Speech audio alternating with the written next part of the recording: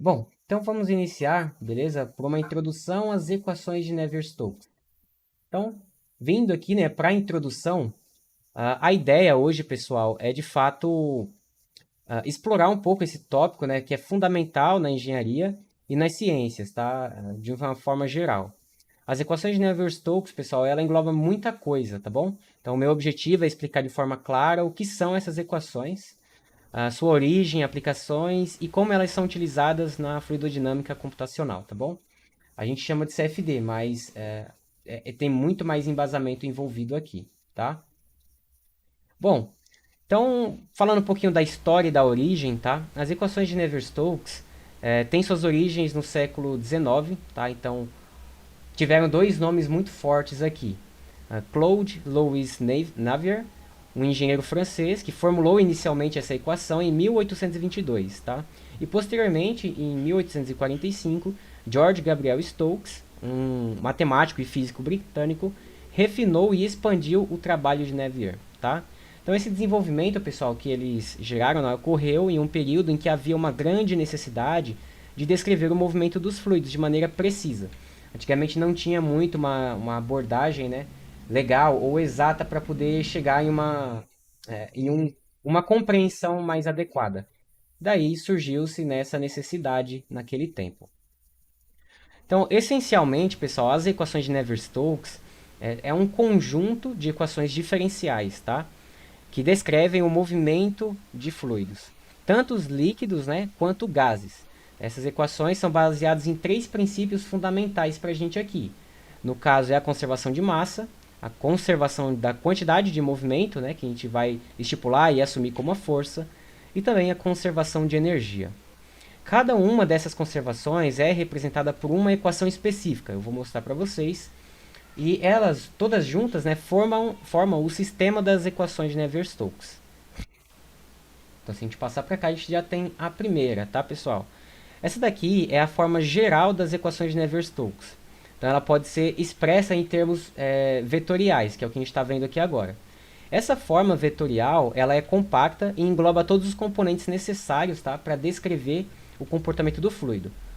Eu vou passar para vocês aqui nos próximos slides como que ela é gerada. Mas de uma forma geral, né, para que vocês tenham uma noção, é como se fosse uma peça de Lego. Então, aqueles brinquedos Lego, eu quero colocar, eu quero montar, né, um parquinho aqui nessa minha grande estrutura de Lego.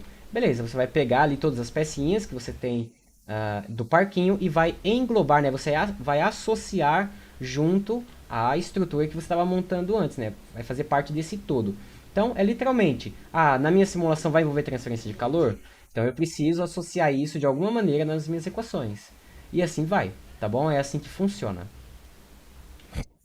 Bom, falando agora, né, um pouco dos termos que vai nas equações. O primeiro termo, né, das equações que eu vou falar para vocês é a equação da continuidade, tá? Ou conservação de massa. É o que ela representa para a gente. Basicamente, pessoal, essa equação ela assegura que o fluido se conserva ao longo do tempo e do espaço. Matematicamente, a equação da continuidade é dada por esses carinhas aqui. Ah, pessoal, eu não vou cobrar isso de vocês agora, tá bom? Fiquem tranquilos. Mas todo mundo sabe quais são esses recursos aqui, ó? Como que ficaria? Cada tópico aqui que eu coloquei, matematicamente falando, né? Assim, os termos mesmo. Eu vou explicar, tá bom? Os termos aqui. Não é algo que a gente vê, né, a todo instante, mas fiquem tranquilos, tá bom? Isso aqui, no futuro que eu falo muito breve, daqui a pouco, vocês vão ver que a gente representa essas mesmas equações de outra maneira. E dessa outra maneira vocês conhecem bem, tá? Então dá pra gente contornar um pouquinho aí. Mas ter esse conhecimento de que existe isso é o que eu preciso passar para vocês, tá bom? Fiquem tranquilos. Então eu vou explicar um pouquinho do que é cada termo, tá? Bom, esse primeiro termo aqui, ó, tô na equação geral, tá? Porque nas posteriores equações a gente vai repetir, né, esses termos, só que arranjados de outra maneira, tá? Então nós temos aqui, pessoal, o primeiro termo, tá? A densidade do fluido. Por ele não ter nenhum recurso aqui no meio, olha, ele vai vir multiplicando por todo o recurso que está dentro dos parênteses. Então vamos analisar o que está dentro dos parênteses que vai multiplicar pela densidade do fluido. Então nós temos aqui a taxa de variação, né? Ó, eu poderia ter colocado um delta, né, por exemplo. Mas eu coloquei aqui a taxa de variação de U, que é a minha velocidade, dividido pela minha taxa de variação do tempo, ou seja, o meu dividendo aqui, né? Voltando um pouquinho ali de cálculo básico mesmo, né? O meu dividendo vai ser a taxa de variação da velocidade, né, que vai entrar em contraste ali com o meu divisor, que é a taxa de variação do tempo. O quociente deve ser somado, né, aqui com o vetor da velocidade do fluido, multiplicado por nabla dessa mesma velocidade, né, desse mesmo vetor. Tá? Depois pesquisem, tá, o nome bonitinho e o que representa esse nabla. É igual, a gente vai ver ali na frente, π. Eu não sei se vocês já viram π maiúsculo. E aqui a gente vai trabalhar com π maiúsculo, tá? Pelo menos eu vou mostrar pra vocês. É um pouco esquisito. Bom, tudo isso daqui, pessoal, é representado, né? Tem que ser igual, tem que entrar em equilíbrio com nabla negativo, né? Desse carinha aqui, que pra gente é a própria densidade do fluido, somado com a viscosidade dinâmica. Então, para quem viu bastante alguns livros, né, da mecânica dos fluidos, a gente mexe muito com esse carinha aqui, ó. Muito, muito, muito. Tá? Que vem multiplicado por nabla elevado à segunda potência, né, ao quadrado, multiplicado novamente por esse recurso aqui, que é o vetor de velocidade do fluido. Somado, então, com a força externa, tá, de todo o sistema. Eu expliquei de uma forma bem geral mesmo, bem rápida, mas o que eu quero que vocês gravem não é uma equação difícil. Mas, quando a gente assume esse termo aqui no meio, pessoal, a gente tem diferenciais aqui envolvidos. Aí complica, tá bom? Por ter taxa de variação envolvida, pessoal, a gente tem aqui uma derivada também, beleza? Então, quando a gente joga tudo isso aqui num termo só, a gente chama de equação diferencial parcial, tá? Então, pensem que o software de CFD resolve esse tipo de equações pra gente, beleza? Então, não se espantem se vocês verem isso aqui num livro. Normalmente, em livros bastante científicos, né? Eles vão abordar dessa forma, tá? Só que um pouco mais pesado, né? Nessa questão. Então, voltando para esse carinha aqui, tá? Eu acho que agora já dá para ter uma noção melhor, porque como eu expliquei os termos lá em cima, né? Dá para fazer uma pausa depois aqui nessa gravação para vocês poderem analisar e entenderem como que funciona, né, a conservação de massa. É basicamente um pedaço dessa equação entrando em equilíbrio para a gente só ter a conservação de massa, tá, pessoal? O próximo item que a gente tem aqui envolvido é a equação, né, da quantidade de movimento. Para a gente, pessoal, ela descreve como que a velocidade do fluido muda devido às forças aplicadas. Então, a gente pode colocar algumas forças aplicadas aqui, como a pressão e a viscosidade. Tá? A forma vetorial da equação é representada de outra forma, tá bom? Mas eu posso colocar assim também, não tem problema fazer a mesma representação. Mas aí que tem um recurso interessante. Percebam que essa fórmula é exatamente a fórmula geral. Olha lá, da equação vetorial, tá? É a mesma coisa, não muda muito, tá bom, pessoal? Porque a quantidade de movimento engloba também esses recursos, fechou? E por fim, pessoal, a gente tem um pouquinho aqui da conservação de energia, tá?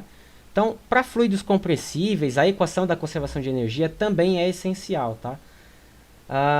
Ela descreve como que a energia interna do fluido, ela varia, considerando a condução térmica, em alguns casos isso é bastante importante, como eu comentei com vocês também, e outras formas de transferência de energia. É por isso que a gente precisa acionar, né, a equação de energia, no caso é esse carinha que está adicionando na fórmula, quando a gente vai fazer uma simulação como essa, tá? Eu acho que foi o Felipe que fez uma simulação envolvendo transferência de calor recentemente. Então, por exemplo, se estiver executando alguma atividade como essa, Felipe, precisa ativar a equação de energia por conta desse motivo, tá? O Gildomar também estava fazendo, né, uma simulação envolvendo transferência de calor. É importante ativar a equação de energia. Beleza? Para descrever exatamente como que a física se comporta lá dentro do sistema, tá? Bom, agora falando um pouquinho das aplicações, né, dessas equações de Navier-Stokes. Então, eu separei alguns dos exemplos aqui legais para vocês. Então, as equações de Navier-Stokes, pessoal, ela tem inúmeras aplicações práticas, tá? Eu coloquei algumas só.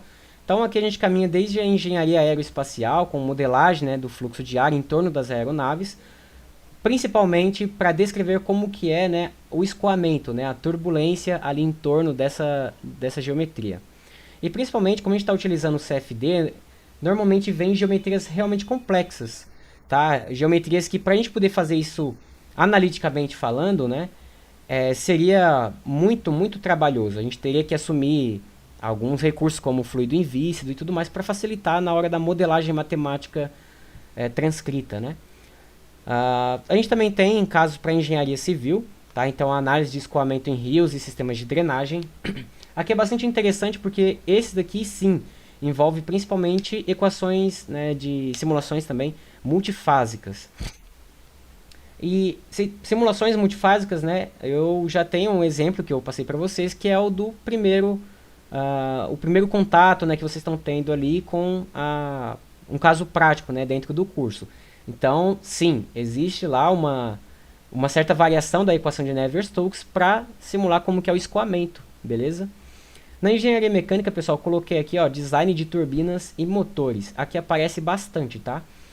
Uh, Tem uma galera, eu acredito que exista ainda esse pessoal, que acha que o Nordeste tá, que o pessoal lá é muito atrasado nessa parte de tecnologia. Muito pelo contrário, tá? O pessoal lá no Nordeste está investindo muito em turbina e parques eólicos, tá bom, pessoal? Então, tem bastante simulação envolvida por ali. Pode, né, o escritório que trabalha com essa parte de simulação não está no Nordeste, mas é pro Nordeste, tá? Tá tendo muitos olhos aí pro Nordeste ultimamente.